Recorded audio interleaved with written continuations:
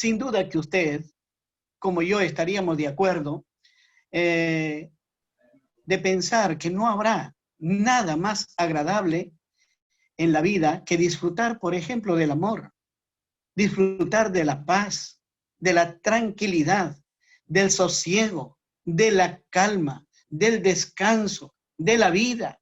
Disfrutar de todas estas cosas maravillosas que Dios nos ha dado, traen al hombre mucha gratificación emocional y, por supuesto, le ayudan a desenvolverse en la vida.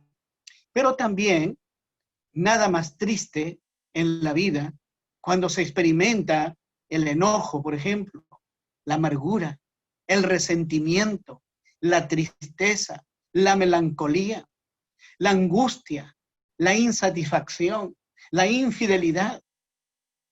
Son situaciones, experiencias y sentimientos muy dolorosos.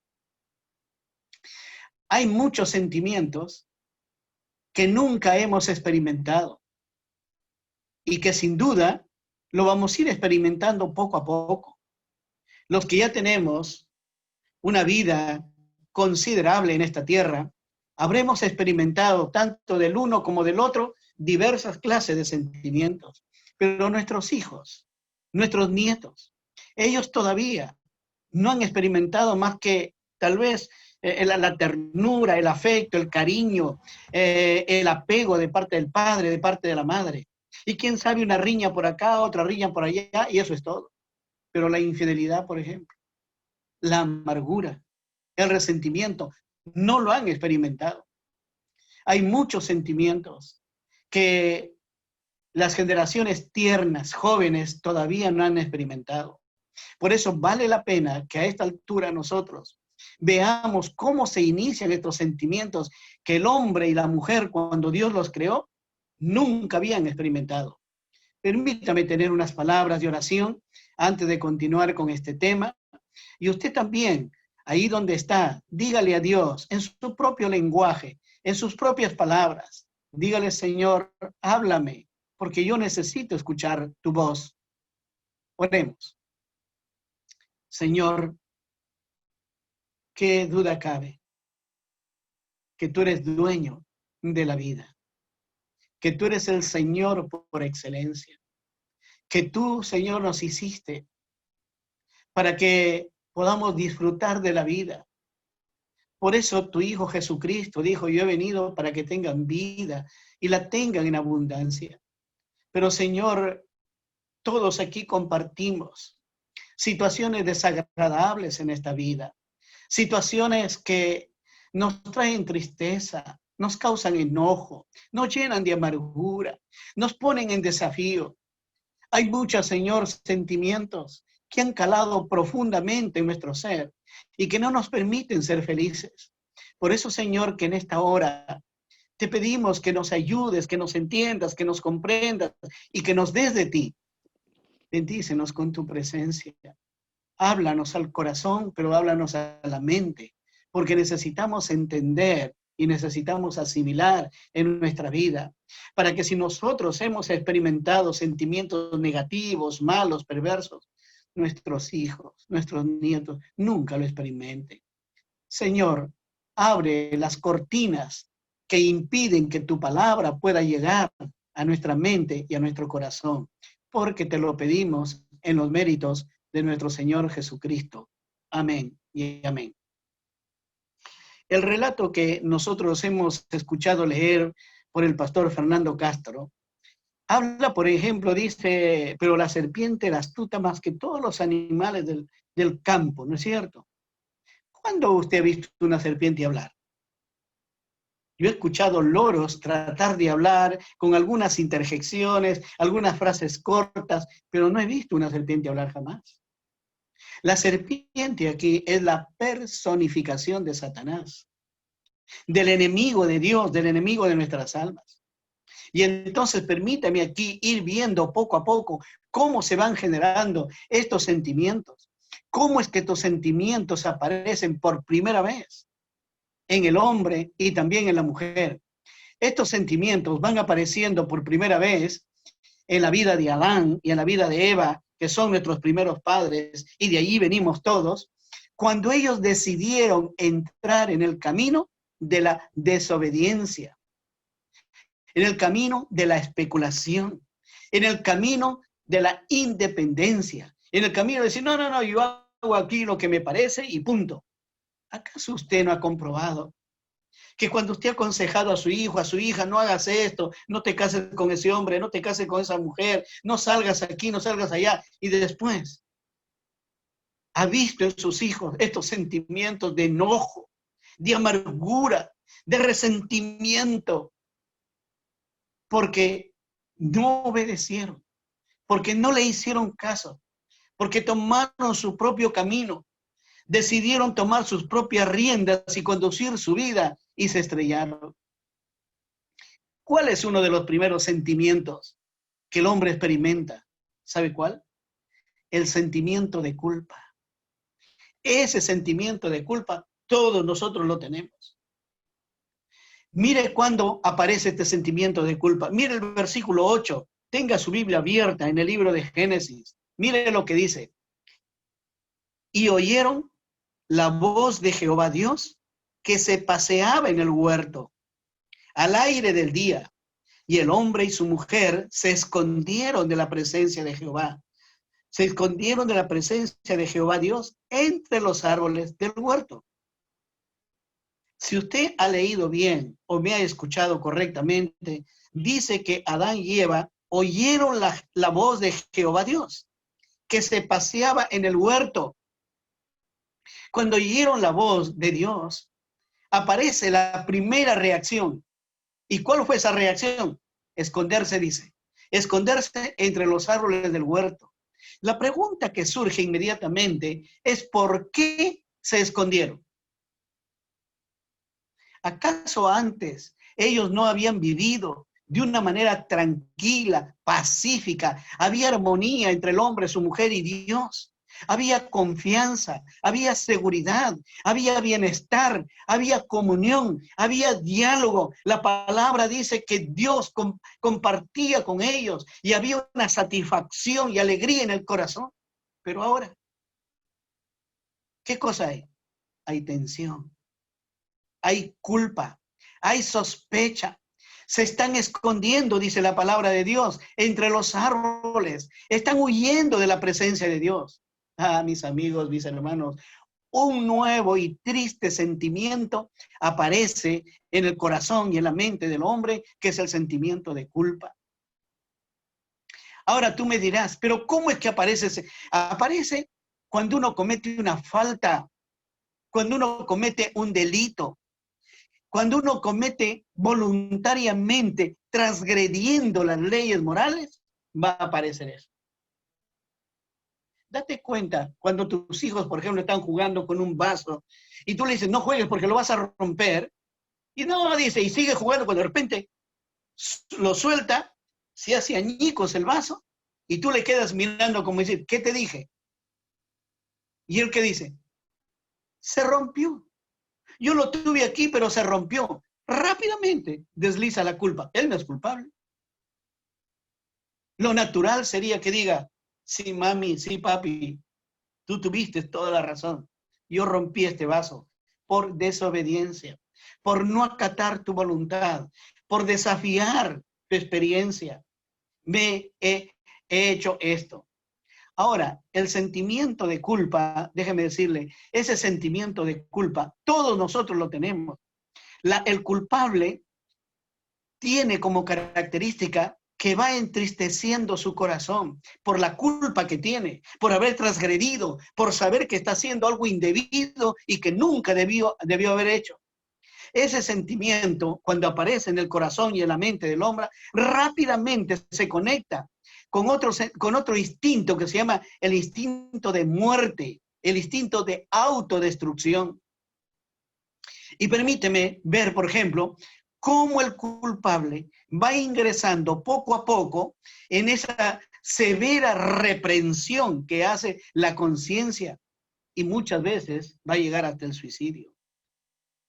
Permíteme ir al libro de Mateo. Mateo, el capítulo 27.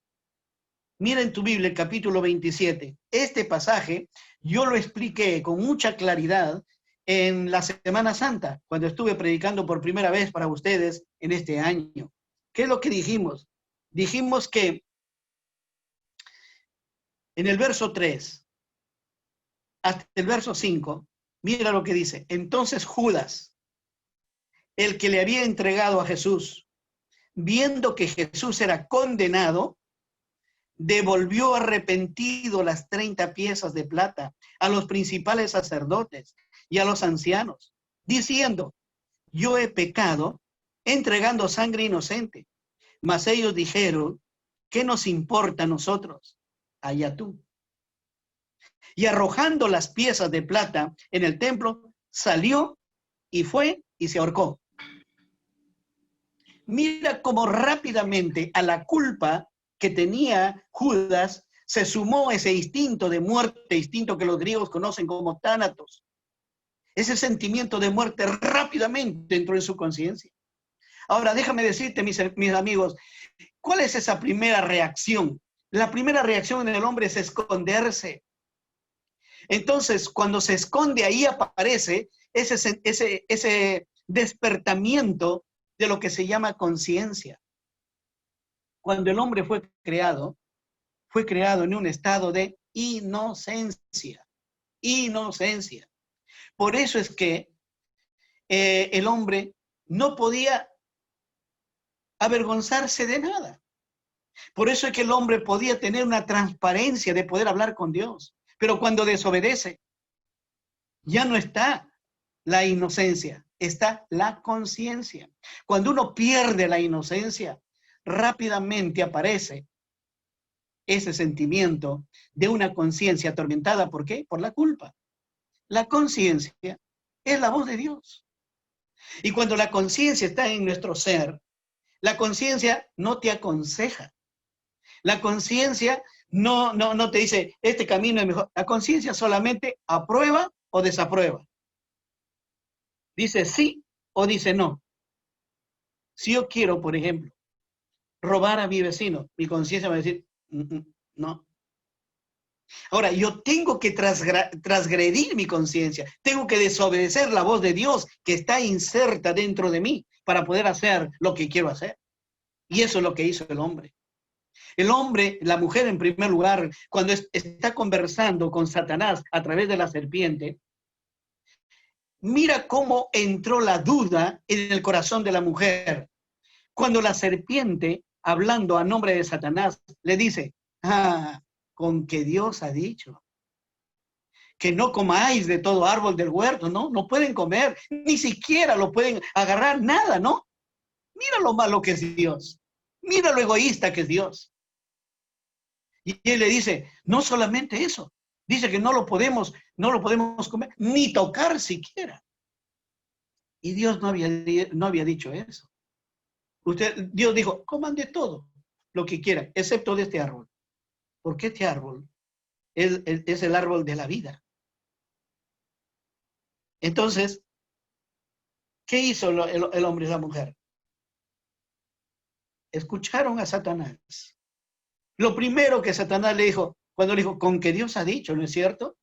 Luego inmediatamente le dijo, no van a morir, sino que Dios sabe que el día que coman de ese árbol, conocerán el bien y el mal y serán como Dios.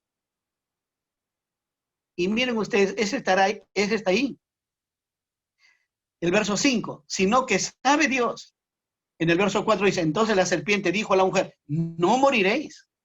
Verso 5, sino que sabe Dios que el día que comáis de él, serán abiertos vuestros ojos y seréis como Dios, sabiendo el bien y el mal. ¿Fueron abiertos sus ojos? Claro que fueron abiertos sus ojos.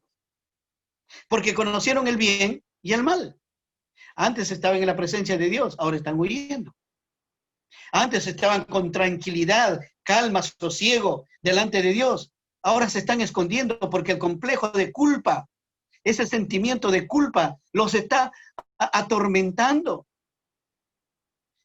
Lo que le dijo a Satanás, solamente la mitad se cumplió. La otra mitad se cumplió, no se cumplió. Le dijo, serán abiertos vuestros ojos y seréis como Dios. ¿Llegaron a ser como Dios? Nunca. Jamás el hombre va a llegar a ser como Dios. Entonces, mis amados, eso opera también, por ejemplo, en Judas. Judas dice, dándose cuenta que por lo que él hizo ese negocio, le dijo, ¿qué me van a dar? Y yo les entrego la presa.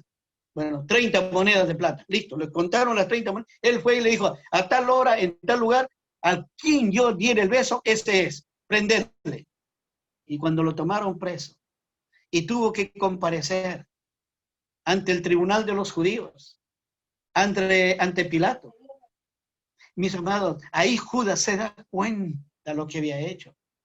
Y por eso la palabra dice, arrepentido. Pero la palabra ahí no es arrepentido. La traducción correcta es remordido.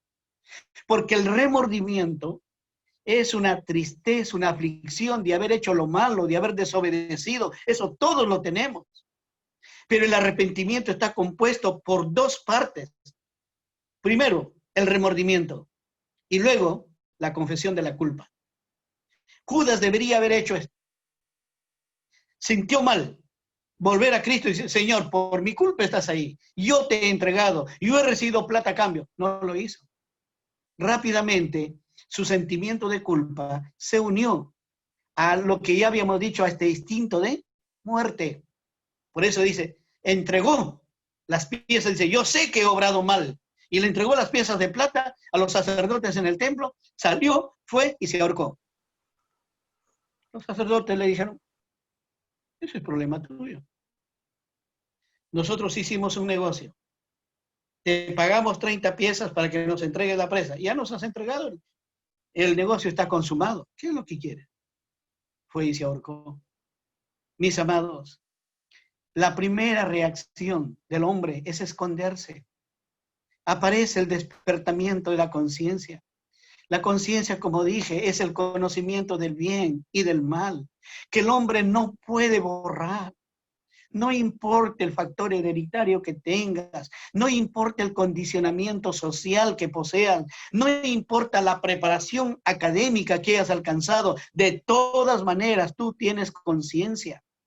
Y por eso en tu conciencia no puedes borrar ni las cosas buenas ni las cosas malas. Por eso la palabra de Dios dice, tu pecado te alcanzará, porque tarde que temprano te darás cuenta que mucho del sufrimiento en esta tierra es por causa de nuestras malas y pésimas decisiones que hemos tomado en la vida. El sentimiento de culpa es el primer sentimiento que el hombre experimenta. Esa culpa lo tenemos todos, escondida, disimulada, no confesada, ahí oculta, de todas maneras, pero ahí está. El segundo sentimiento, ¿cuál crees que es? Es un sentimiento de temor. Mira conmigo el versículo 10 lo que dice.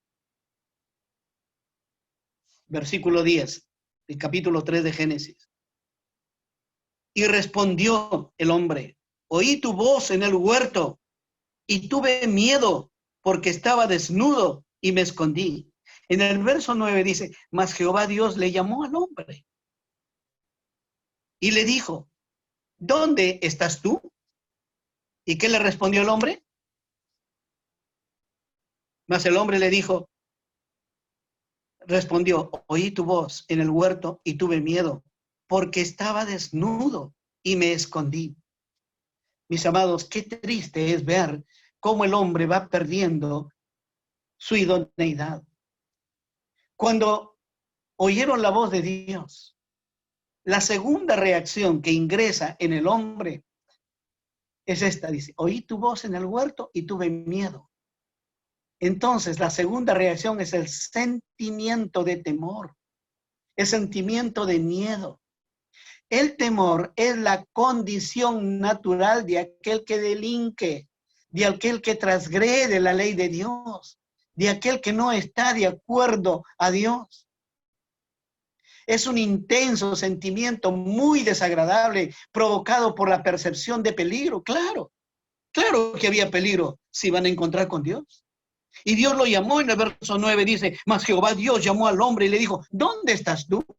¿Acaso Dios no sabía? Claro que sabía. Pero para que ellos se den cuenta que Dios ya estaba detrás de él, le pregunta, ¿dónde estás tú? Antes, mis amados, la relación de Dios con esta gente era una relación de acercamiento. una relación de confianza, de seguridad, de amor, de intimidad con Dios. Ahora, ¿qué está pasando? Aparece este nuevo sentimiento, nunca antes experimentado: temor, miedo, alejamiento, peligro. Dios le había hecho una pregunta: ¿dónde estás tú? Y mira cómo responde el hombre en su huida.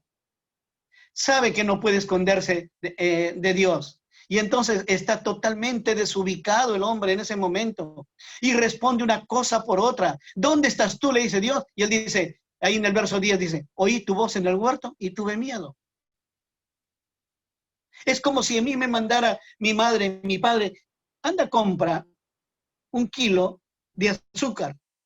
Y regreso y me preguntan, ¿compraste el azúcar? Y yo le digo, hay muchos carros que están pasando por afuera. ¿Qué sentido tiene la respuesta? Igual el hombre aquí está respondiendo una cosa por otra. Es que el sentimiento de temor lo está llevando a alejarse de Dios. Esto sucedió, ¿sabes?, en la vida de quién? De un hombre muy importante como fue Moisés. La palabra de Dios nos habla de que Moisés dice que estando ahí en Egipto, porque la vida de Moisés está dividida perfectamente en 3 partes. 40 años en Egipto desde que nació, los primeros 40 años, los segundos 40 años en el desierto y los terceros 40 años, que es la liberación del pueblo de Dios de Egipto y su vida en el desierto para ir a la tierra prometida. Al terminar casi ya los 40 años, sucede un evento que yo le llamo un evento bisagra, porque mueve para un lado y mueve por el otro lado. Ese elemento bisagra es que Moisés ve a 2 que están peleando, y uno de ellos era egipcio, y abusivamente le estaba golpeando a un hebreo hermano prácticamente de Moisés. Entonces él va y le llama la atención: oye, ¿qué te pasa? Y entonces este egipcio, que por aquellos días ya se sabía que Moisés venía de los hebreos y que era parte de las tribus que estaban ahí en esclavitud, le digo, ¿y quién eres tú? ¿Quién te ha puesto a ti por príncipe, partidor? ¿Eres juez? ¿Qué cosa eres tú? Entonces Moisés le llama la atención. Y dice la escritura, viendo que no aparecía nadie, Moisés mató al egipcio y lo escondió en la arena. Al otro día sale Moisés. Como dice Fedor Dostoyevsky en su libro Crimen y Castigo, el criminal siempre vuelve al escenario del crimen para darse cuenta si otros ya saben o ya se dieron cuenta quién es el asesino. Moisés se fue a pasear por ahí, por el lugar donde lo mató al hombre y lo escondió en la arena. Y en ese momento, 2 hombres hebreos, en este caso, se ponen a pelear. Y entonces Moisés va y le dice, ¿qué pasa? Sepárense. El otro dice, ¿quién eres tú? ¿O quieres matarme como mataste ayer al egipcio? Uy. Moisés dijo, esto ha sido descubierto. Patitas, ¿para qué te quiero? Huyó y se fue al desierto, donde desarrolla su segunda etapa, 40 años. ¿Por qué, mis amados? Porque el primer sentimiento es el sentimiento de culpa. Y la culpa, ¿sabe lo que pasa? Nubla el entendimiento, nubla la razón, afecta el alma, afecta el intelecto, afecta las emociones, afecta la voluntad. El segundo sentimiento que el hombre experimenta es el sentimiento de temor. El primero es de culpa, el segundo es de temor. El temor lo aleja al hombre de la presencia de Dios. Lo hace huir de la presencia de Dios. Mucha gente en esta tierra vive lejos de Dios, con un sentimiento de temor escondido, con un sentimiento de temor y de miedo que está ahí oculto, que no lo dice, no lo manifiesta, porque sabe a nivel de conciencia que un día tendrá que enfrentarse delante de Dios, lo quiera o no lo quiera, porque Dios te dio la vida y vas a responder por esa vida que Dios te dio. Si la desarrollaste bien y para bien, o la hiciste mal y para mal. Por eso, mis amados amigos, aquí uno encuentra la realidad de las cosas y cómo nosotros vamos dañando nuestra vida. Pero no solo, este es el segundo sentimiento. El sentimiento de culpa es el primero El sentimiento de temor es el segundo. Hay un tercer sentimiento, que es el sentimiento de vergüenza. Mira conmigo en ese verso 10. Cuando en el verso 9 Dios le preguntó, ¿dónde estás tú? En el verso 10 el hombre le responde. Y él respondió, oí tu voz en el huerto y tuve miedo. ¿Y cuál es la razón del miedo? Porque estaba desnudo y me escondí. Mis amados, esa no era la razón por la cual se escondieron. No porque estaban desnudos. Porque fíjate, es muy importante cuando la palabra de Dios nos habla. Al frente de tu Biblia está el capítulo 2. Miren ese verso 25. En el verso 24, Dios está casando a la primera pareja. Y dice en el verso 24, Dios, por tanto, dejará el hombre a su padre y a su madre y se unirá a su mujer y serán una sola carne. Y mire el verso 25. Y estaban ambos desnudos, Adán y su mujer, y no se avergonzaban. Qué bueno que la Escritura diga esto antes de la caída del hombre. Y no se avergonzaban. ¿Sabes por qué? Hace rato yo lo dije. Porque estaban en el estado de inocencia. Inocencia. Ahora ya no están en el estado de inocencia. Están en el estado de ¿qué? De conciencia. Se dan cuenta perfectamente. Cuando oyeron la voz de Dios, dice la palabra, aparece esa tercera reacción, la vergüenza. Qué triste debe ser para un hombre experimentar la vergüenza delante de Dios. Antes, como leí, ya habían estado desnudos y no se avergonzaban. Con el pecado pierden dos cosas definitivamente. Uno, la inocencia. Dos, la gloria de Dios. ¿Sabes por qué? Los exégetas, aquellos que estudian la Biblia palabra por palabra y que han dado varias interpretaciones acerca de este asunto, ¿sabes lo que dicen? Que todos los animales tienen alguna forma de vestido. Unos tienen pelambre, otros tienen escamas, otros tienen plumas, otros tienen discos como la tortuga. De alguna manera todos tienen una forma de cobertura. El hombre, el vestido del hombre era la gloria de Dios. La majestad de Dios revestía al hombre. Por eso cuando el hombre peca, sale la gloria de Dios y regresa a la presencia de Dios. Y el hombre queda desnudo y en vergüenza. ¿Te puedes dar cuenta cómo el hombre va perdiendo? Con este sentimiento hemos dicho que el hombre pierde dos cosas, pierde la inocencia y pierde la gloria de Dios. Ahora su desnudez le trajo una profunda vergüenza. El pecado siempre ha dejado al hombre desnudo, a la mujer desnuda delante de Dios. El hombre ha entrado de manera rápida y violentamente en una espiral degenerativa. Va dando vueltas y va descendiendo hasta que se va perdiendo. Aparece la culpa y se esconde. Aparece el temor y lo transmite a su mujer, se alejan y huyen. Se dan cuenta de que están desnudos y aparece ahí el sentimiento de vergüenza. Tratan de ocultarlo. Miren el verso 7, lo que dice. Entonces fueron abiertos los ojos de ambos y conocieron que estaban desnudos. Entonces cosieron hojas de higuera y se hicieron delantales, se hicieron vestidos. Es decir, el hombre, frente a su pecado, él quiere darle una solución. Cubrirse. Pero tú encontrarás, si lees este capítulo 3 más adelante, encontrarás que esa no es la manera. Dios le dice a ustedes, no. Yo les voy a vestir. Y para vestirles, tengo que sacrificar un animalito. Mató ese animalito, Dios, y con esas pieles los cubrió a ellos. Ahí aparece el hombre primitivo. Y cuando con esas pieles están cubiertos, ellos tendrán que saber que para que sean cubiertos ellos de su desnudez, es necesario el fallecimiento de una víctima, la muerte de un cordero inocente, como lo fue Jesucristo. Por eso es que Juan el Bautista, Cuando el Señor Jesús viene al Jordán para ser bautizado, le queda mirando y le dice, he aquí el Cordero de Dios, que quita el pecado del mundo. En el Antiguo Testamento, los pecados, las culpas eran cubiertas. En el Nuevo Testamento, no es cubierto, es quitado, sacado, llevado a otro lado.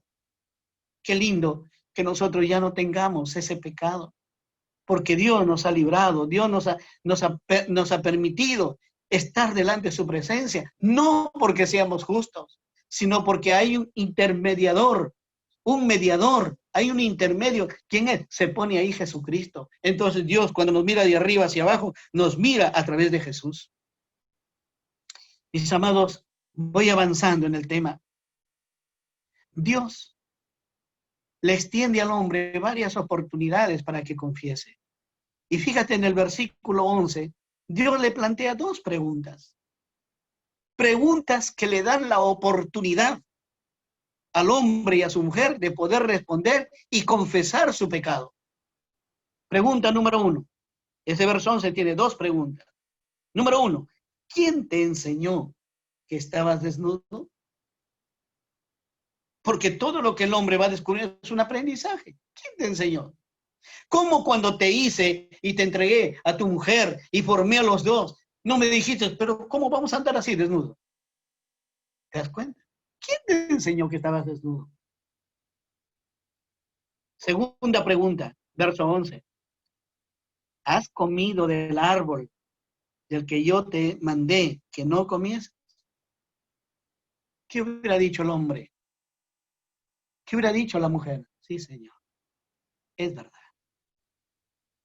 Es cierto. He comido de ese árbol que tú nos dijiste que no lo hagamos. Pero déjame decirte algo. El hombre y su mujer a esta altura no están dispuestos a confesar el pecado. No están dispuestos a arreglar la situación delante de Dios. ¿Y cuánta gente hoy en día vive así?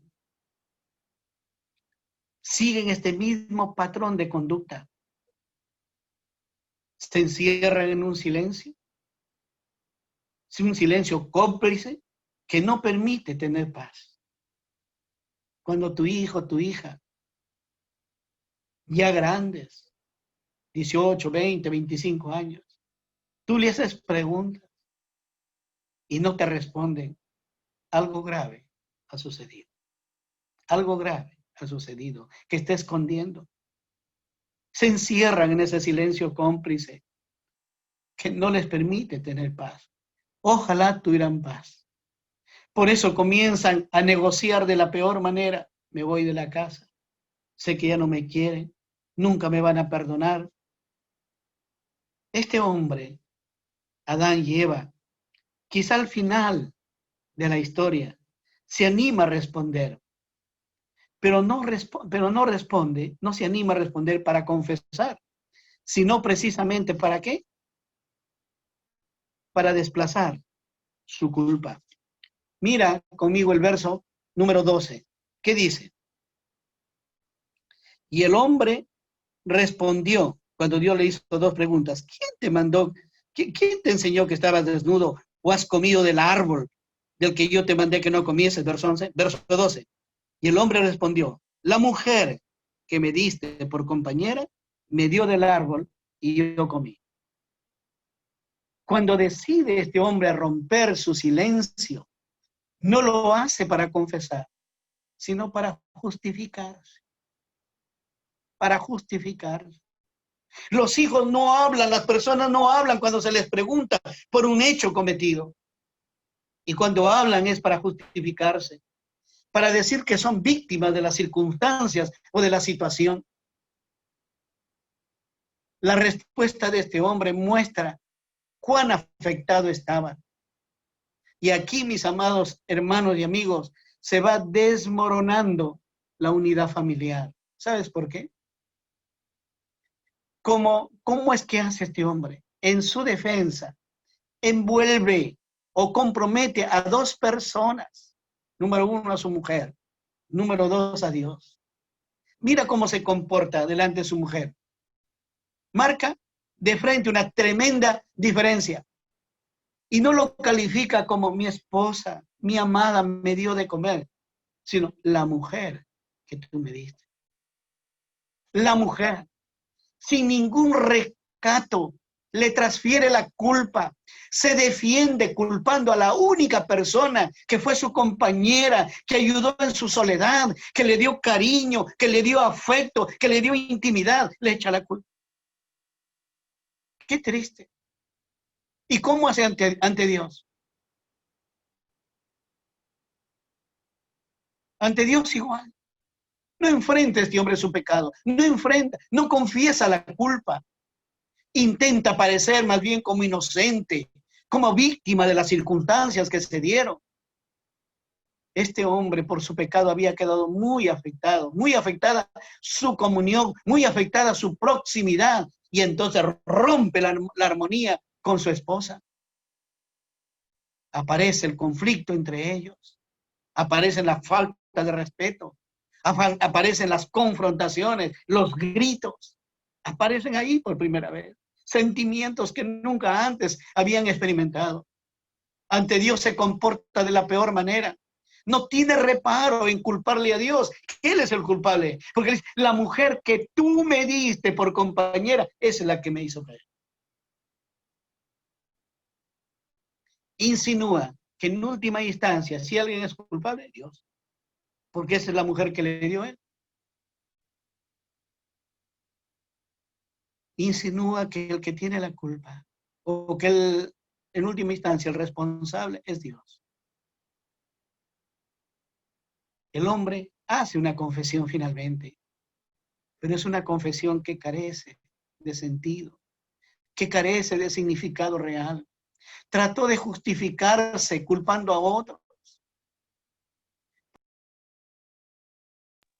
Guardó silencio. No le dijo nada. Dios se quedó en silencio. Mis amados, muchas veces, cuando tú le pides a Dios, Dios se va a quedar en silencio. Porque habiéndote hablado de diversas formas y maneras, no le has hecho caso, no le has obedecido, has transgredido su palabra. ¿Cuántas personas con su comportamiento no pisotean las Sagradas Escrituras? Y esta es la palabra de Dios escrita. Es lo que él estaba hablando y fue puesto aquí con letras para que tú y yo pudiésemos leer. Cuando Dios no responde, es muy triste. Déjame decirte, en una oportunidad, justamente cuando Jesús es apresado,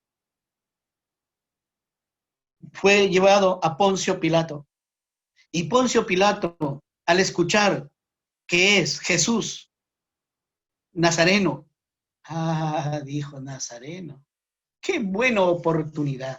Ahora lo voy a mandar porque estaban enemistados, tanto Pilato como Herodes, estaban enemistados, no se hablaban, habían perdido la comunión por mucho tiempo. Y entonces lo manda este preso famoso Jesús, lo manda Herodes. Herodes, al saber que Jesús viene, Herodes se frota las manos y dice, pues ahora sí, le voy a hacer todas las preguntas que yo quiero, porque es el reo, está sentado en el banco de los acusados. Muchas preguntas le hizo Herodes. Y Jesús no respondió ninguna. Herodes exacerbado, molesto. ¿Sabes lo que le dijo? ¿No sabes que tengo autoridad para mandarte matar? Ahí simplemente Jesús lo quedó mirando fijamente. Y le dijo, toda autoridad viene del cielo. En otras palabras, si yo no quisiera que tú estés ahí, no estarías. Tú no tienes autoridad sobre mí. Tú no me puedes matar. Mis amados, tengamos cuidado. Cuando Dios silencia, la pregunta que podríamos hacernos aquí es, ¿por qué Dios no le respondió? Aunque sea una de esas preguntas que Herodes le hizo. ¿Sabes por qué? Porque Herodes se portó tan mal, inclusive quitándole a la esposa a su hermano, Herodías. fue esposa de Herodes Felipe, su hermano de él, le quitó la mujer. Por eso es que Juan el Bautista lo señala y dice, no te es lícito tener la mujer de tu hermano. Y por eso Herodes lo mandó encarcelar, lo mandó encadenado y después lo mandó cortar la cabeza. Ese Herodes apagó la voz del Espíritu Santo al matar a Juan. Y por eso Dios, Jesucristo, no le respondió nada. Tengamos cuidado. Dios está dispuesto a escucharnos y a responder nuestras necesidades. Dios está dispuesto a llenarnos de vida, de paz, de tranquilidad, de gozo, de satisfacción. Pero cuando hay pecado en demasía, pero cuando Dios nos ha hablado de diversas formas y de diversas maneras, hay un límite. Y Dios se va a callar, como en este caso. Por estas razones, Dios no le contestó nada a este Adán. Hay que interpretar ese silencio de Dios. Cuando Dios le llama a Eva para que rinda cuenta, Eva asume la misma actitud de su marido Adán. ¿Qué le dijo? La serpiente. Ella me engañó. No, yo no tengo la culpa. La serpiente tiene la culpa. Mis amados, la actitud de Adán ha sido transmitida a todas las generaciones. Tú y yo hemos heredado esa actitud de Adán. Todo hombre, toda mujer, tenemos este síndrome de engañar, de desplazar nuestras culpas. Por eso es que el salmista, interpretando esta situación, dice en el Salmo 14, versículos 2 y 3, el Señor miró desde los cielos sobre los hijos de los hombres para ver si había un entendido, algún entendido que buscara a Dios. No hay ni uno, no hay ni uno. El hombre y la mujer han generado dos clases de conducta. Número uno, el deseo ilusorio de escapar de Dios. El hombre cree que puede escaparse, que puede evadirse de la presencia de Dios. Por eso es que el hombre muestra una actitud infantil, inmadura, trata de engañar a Dios. Pero Pablo escribió y dijo esto: no os engañéis, Dios no puede ser burlado, pues todo lo que el hombre sembrare, de eso va a cosechar. Segunda actitud. La primera, ese deseo. La segunda conducta. La primera conducta, el deseo engañoso, ilusorio de escaparse de Dios. La segunda, manifiesta una actitud irresponsable. El hombre siempre intenta escapar de su responsabilidad. Aunque no puede, el hombre busca independizarse de Dios, aunque no lo logra. ¿Hay una solución? Sí hay una solución. El Señor Jesucristo dice en su palabra, para esto apareció el Hijo de Dios, para deshacer las obras del maligno. Por eso, mi hermano, mi amigo que me estás escuchando, ¿quieres tener paz en el alma? ¿Quieres tener tranquilidad en el corazón? ¿Deseas tener comunión con Dios? Reconoce tu condición. Reconoce que necesitas a Dios. Reconoce que te hace falta. Pídele perdón. Yo voy a hacer en este momento una oración pidiendo perdón a Dios por las diversas culpas y problemas que hemos cometido, hechos que han cometido y que necesitamos en este momento reconocer para que Dios nos lave, nos limpie, nos perdone y deshaga todo lo que Satanás ha hecho en nuestra vida y que ha generado estructuras de mentira, de hipocresía. Voy a pedirte que si tú estás de acuerdo con la palabra que has escuchado, inclines tu cabeza en señal de reverencia a Dios. Le pidas perdón. Yo te voy a dirigir. Dile a Dios así. Puedes repetir frase tras frase. Señor Jesús, muchas gracias por tu palabra. Todos esos sentimientos, el sentimiento de culpa, de temor, de vergüenza, el desplazamiento de la culpa. Todo eso está dentro de mí, producto de mi mal comportamiento, de mis deseos engañosos. Sé que he fallado, Señor. He cometido muchos pecados. Muchos de ellos no se pueden ni nombrar, pero estoy aquí para pedirte perdón, para suplicarte que me laves. Estoy aquí porque tú eres mi única esperanza para poder llegar hacia ti, estar en la eternidad. Muchísimas gracias, Señor Jesús. Gracias, Señor. Amén.